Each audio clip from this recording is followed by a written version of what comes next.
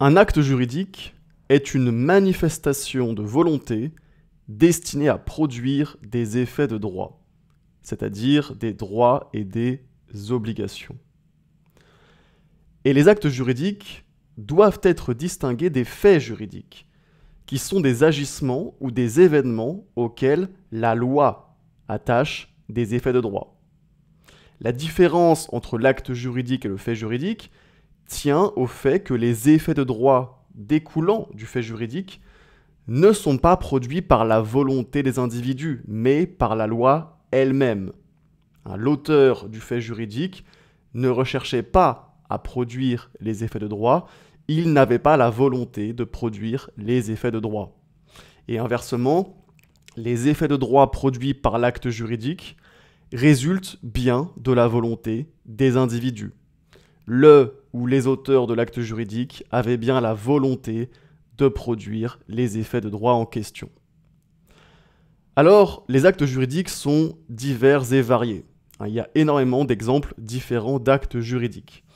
Mais de manière générale, on distingue les actes juridiques conventionnels et les actes juridiques unilatéraux.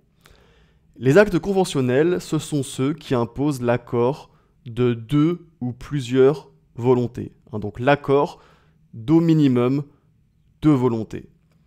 Donc ici, l'acte juridique sera la création de plusieurs personnes qui en seront les parties. Et cette catégorie d'actes juridiques correspond au contrat. Le contrat, c'est vraiment l'acte juridique par excellence. Il y a énormément d'exemples différents de contrats.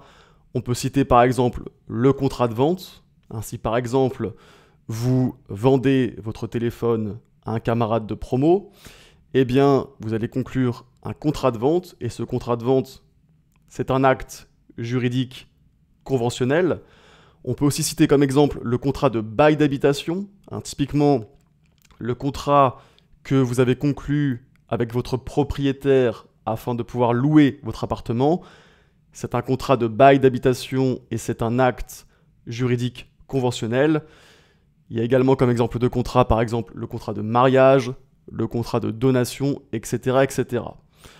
En réalité, la majorité des actes juridiques, ce sont des contrats. Mais il existe aussi des actes juridiques unilatéraux qui sont l'œuvre d'une seule volonté. C'est-à-dire que l'acte juridique sera la création d'une seule personne.